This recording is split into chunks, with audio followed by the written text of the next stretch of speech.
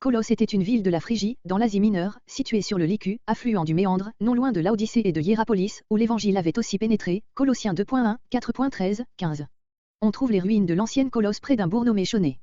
Bien que l'apôtre Paul eût été 2 fois dans la Phrygie, acte 16.6, acte 18.23, il ne paraît pas qu'il se soit arrêté à Colosse, ou du moins qu'il ait été le fondateur de l'église à laquelle.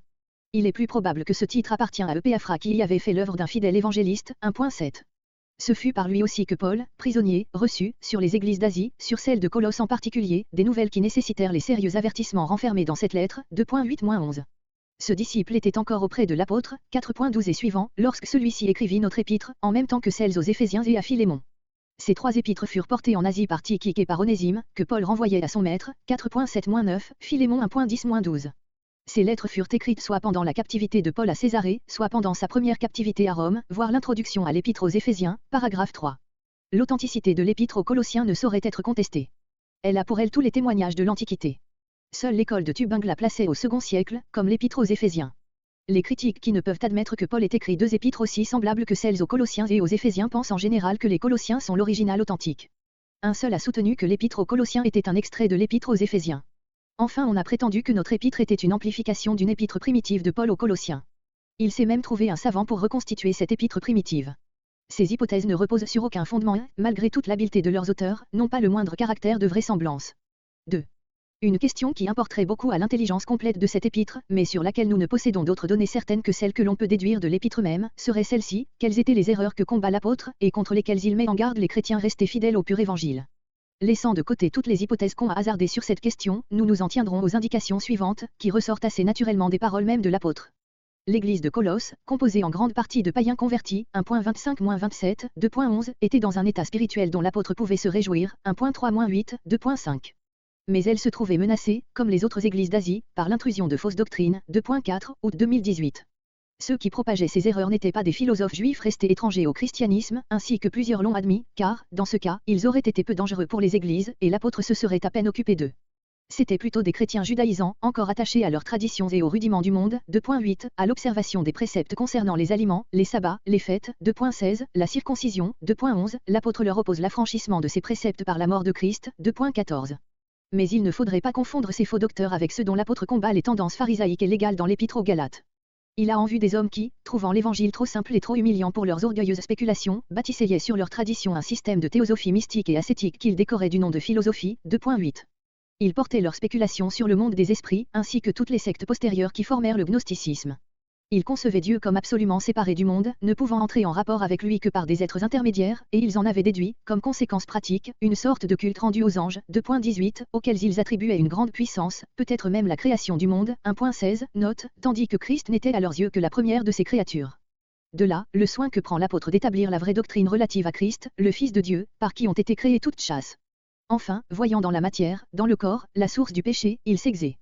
Paul oppose à tout cela le sa résurrection, 1.18, 2.12, par lesquels il a assuré à tout notre être une entière victoire sur de ne pas marcher simplement en Christ, tel qu'il l'avait appris, 2.6, d'être séduit enfin par ceux qui, tout en faisant profession de christianisme, ne retenaient pas le chef, 2.19. Aussi l'épître aux Colossiens est-elle principalement dirigée contre ces erreurs, qui ont depuis longtemps disparu, tandis que la parole de vérité qui les dissipa nous est restée intacte. Cette parole exerce encore sa puissance pour démolir et pour rebâtir. Car, si les formes de l'erreur changent, l'essence en reste la même dans tous les âges de l'Église, parce qu'elle renaît sans cesse du cœur où règne le péché. Elle a donc toujours besoin de la réfutation par la parole de Dieu. Le point central de l'erreur qui menaçait de séduire les Colossiens consistait à chercher la sagesse et la sainteté hors de Christ, dans les spéculations et les imaginations de son propre esprit, dans des œuvres légales, des mortifications. Avec ces tendances, de quelque forme qu'elles se revêtent, grandit toujours la plante vénéneuse de la présomption dans des cœurs enflés d'orgueil. Cette parole de l'apôtre sera donc de tous les temps, et particulièrement d'une autre, où abonde la propre sagesse, en Christ sont cachés tous les trésors de la sagesse et de la science, 2.3. Quiconque se pénètre de cette profonde vérité, y gagnera en même temps le plus précieux trésor, l'humilité, qui ne se rencontre jamais avec la prétendue sagesse des hommes. Also 100. Consultez sur les erreurs que Paul a en vue dans l'épître aux Colossiens, Néandé, siècle apostolique, traduction de M. Pontanhay, Sabatier, l'apôtre Paul, seconde édition, page 193, et les introductions aux commentaires. 3. Le but qu'avait l'apôtre en écrivant cette lettre se trouve naturellement indiqué par les données qui précèdent. Selon sa coutume, il procède en exposant d'abord la doctrine qui, ici, devait servir à détruire l'erreur, puis il adresse à ses lecteurs des exhortations relatives à la vie chrétienne. Il y a donc dans cet écrit 2 parties assez distinctes, l'une dogmatique, l'autre morale. Première partie chapitre 1 et 2. Salutations apostoliques, 1.1, 2, action de grâce à Dieu pour la foi et la charité des chrétiens de Colosse, 3 à 8, prière pour leur avancement spirituel, septembre 2012. Afin de préparer ses lecteurs aux avertissements qui vont suivre, Paul rappelle la rédemption accomplie en Christ, la divinité souveraine du Sauveur, en qui ils ont trouvé la réconciliation avec Dieu, pourvu qu'ils demeurent fermes dans leur foi, 13 à 23. L'apôtre se réjouit de souffrir pour l'Évangile, ayant été établi de Dieu comme dispensateur du mystère de la réconciliation, seul capable de rendre tout homme accompli en Jésus-Christ, 24 à 29. Son ardent désir, le sujet de ses combats, même pour ceux qu'il ne connaît pas personnellement, c'est qu'il croise dans la pleine connaissance de ce consolant mystère, qui renferme tous les trésors de la sagesse et de la science, 2.13. L'apôtre aborde directement les erreurs qu'il a en vue, que nul ne vous séduise par de vains raisonnements ou par une fausse philosophie, puisque toute vérité a été pleinement révélée, et toute rédemption pleinement accomplie en Christ, avril 2015. Que personne ne vous asservisse en vous prêchant une légalité contraire à la liberté chrétienne, une fausse spiritualité, qui serait un reniement du chef, et une sainteté imaginaire, qui consisterait à mortifier le corps en laissant subsister l'orgueil, 16 à 23. Seconde partie chapitres 3 et 4.